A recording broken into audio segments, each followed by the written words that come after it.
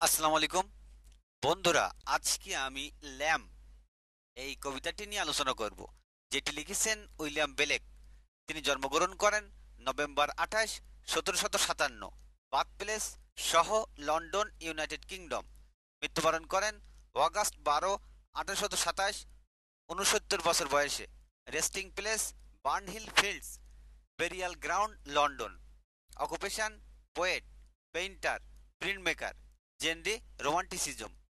Remarkable works: Songs of Innocence and of Experience, Jerusalem, Milton.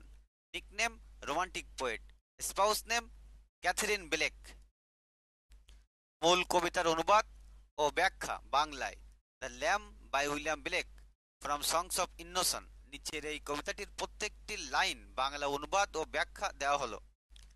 Little lamb, who made thee, ছোট্ট মেষশাবক, কে তোমাকে সৃষ্টি করেছে? ব্লেক শিশুর মতো সরলভাবে ঈশ্বরের সৃষ্টি সম্পর্কে প্রশ্ন করেছেন। ডস দাও নো হু মেড দি, তুমি কি জানো কে তোমাকে সৃষ্টি করেছে? একই প্রশ্ন আবার করা হয়েছে মায়ার সঙ্গে। Gave thee life and bid thee feed, যে তোমাকে বা যিনি তোমাকে জীবন দিয়েছেন এবং খেতে বলেছেন। ঈশ্বর তোমাকে জীবন ও খাদ্য দান করেছেন। By the stream and over the, ঝর্ণার ধারে আর ঘাসভরা মাঠের উপর, প্রকৃতির মধ্যে তোমাকে লালন পালন করা হচ্ছে। Gave the clothing of Deloitte, যে তোমাকে আনন্দময় পোশাক দিয়েছে। তোমার নরম পশম যেন এক আনন্দময় পোশাক। সফটেস্ট ক্লথিং উললি ব্রাইট, সবচেয়ে নরম উজ্জ্বল পশমের কাপড়। শিশুর দৃষ্টিতে মেষশাবকের পশম খুব সুন্দর ও উজ্জ্বল। গেভ দি সাস এ টেন্ডার ভয়েস, তোমাকে এমন কোমল কণ্ঠস্বর দিয়েছে। মেষশাবকের ডাক কোমল ও স্নিগ্ধ।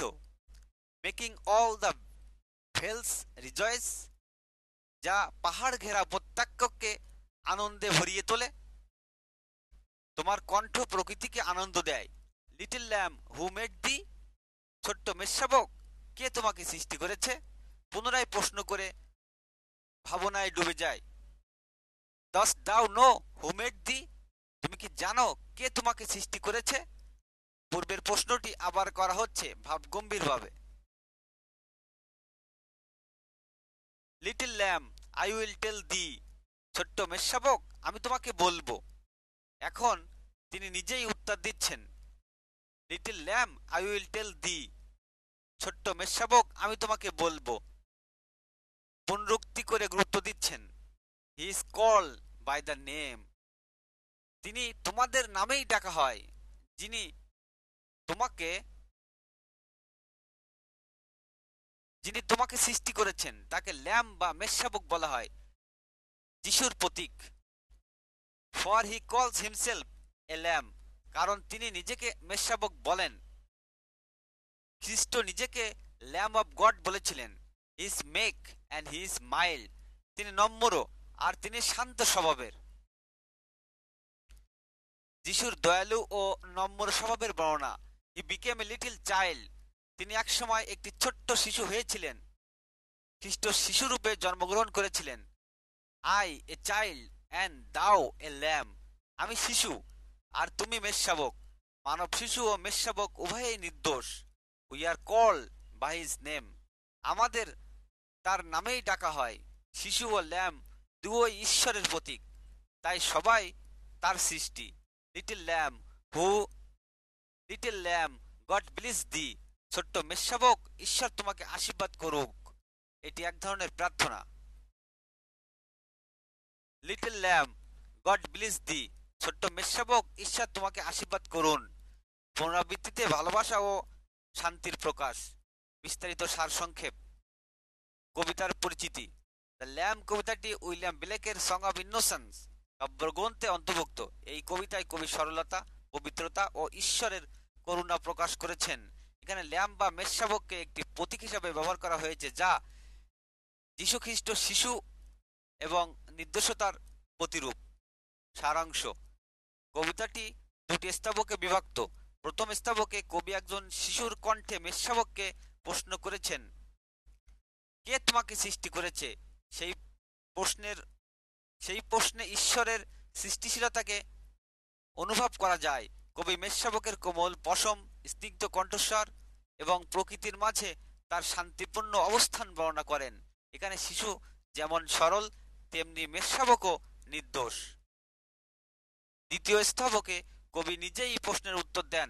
তিনি বলেন যে যিনি মেষশাবককে সৃষ্টি করেছেন তিনি নিজেকে ল্যাম বা মেষশাবক বলেন। এই ল্যাম হচ্ছে যীশু খ্রিস্ট, যিনি পৃথিবীতে শিশুরূপে জন্ম নিয়েছিলেন এবং নম্রতা ও দয়ার প্রতীক ছিলেন। কবি বলেন শিশুরা এবং মেষশাবক সবই ঈশ্বরের সৃষ্টি এবং তারা একই নাম ধারণ করে, কারণ তারা সবাই যিশুর মতো নির্দোষ ও পবিত্র। শেষে কবি মেষশাবককে ঈশ্বরের আশীর্বাদ কামনা করেন, যা কবিতাটিকে এক কোমল, প্রশান্তিময় এবং ধর্মীয় অনুভবের মধ্য দিয়ে শেষ হয়। প্রতীক ও ভাবনা। ল্যাম, এখানে ল্যাম হচ্ছে যীশুখ্রিস্ট, শিশু সরলতা ও ঈশ্বরের পবিত্র সৃষ্টি। চাইল্ড, নির্দোষতা, নির্ভেজালতা। নেচার, ঈশ্বরের করুণা ও আশ্রয়। ভয়েস অফ ল্যাম, জীবনের কোমলতা, প্রকৃতির সঙ্গের মিলন। কবিতার মূল ভাব, মূল কথা। ঈশ্বর সর্বত্রই, তিনি শিশু, মেষশাবক এবং প্রকৃতির মধ্যেই বিরাজমান।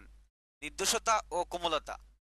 ধর্মীয় বিশ্বাসে যিশু যেমন নির্দোষ, শিশুরাও তাই। প্রকৃতির সঙ্গে আত্মিক সম্পর্ক, সৃষ্টি জগৎ ও ঈশ্বরের মেলবন্ধন।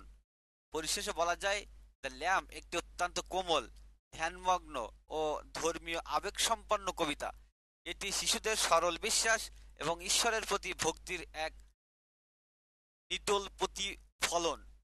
কবিতাটি পাঠককে আত্মবিশ্বাস ও শান্তি দেয় এবং মনে করিয়ে দেয় আমরা সকলেই সেই ঈশ্বরের সৃষ্ট সন্তান, যিনি কোমল, করুণাময় এবং মমতাময়। বন্ধুরা, আজকের এই কবিতাটি এ পর্যন্তই। আশা করি বুঝতে পেরেছ। ভালো থাকো সবাই।